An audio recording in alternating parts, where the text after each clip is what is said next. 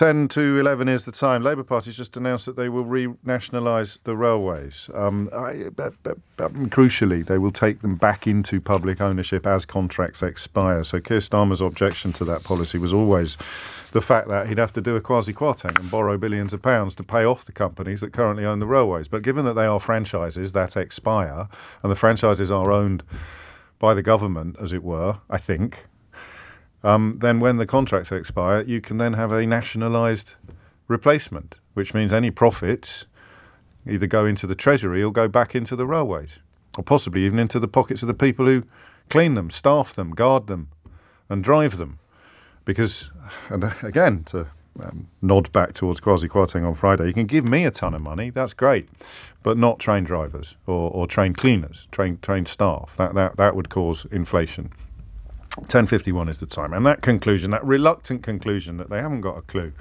Johnson's explanation in St John's Wood that you can only understand this if you see it through an ideological lens. It's so true.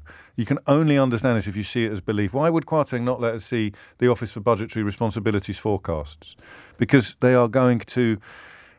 It'd be like having a camera at the bottom of the garden where he thinks the fairies are.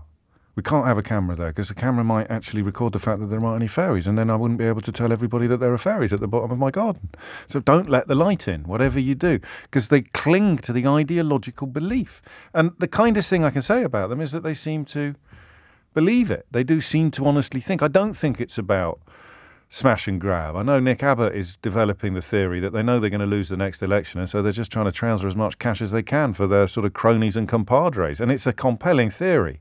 I bow to few broadcasters as low as I bow to the master that is Nick Abbott. But he's a more cynical man than me on this. I think they honestly believe it will, because otherwise there's no electoral or political sense to it. They think it will work. It almost certainly won't. And the fact that the pound's gone off a cliff when they were pretty confident that it wouldn't should be a cause for major alarm. But anyway, front page of the Daily Mail, Kwasi's boost for families. Everything's great. Everything's great.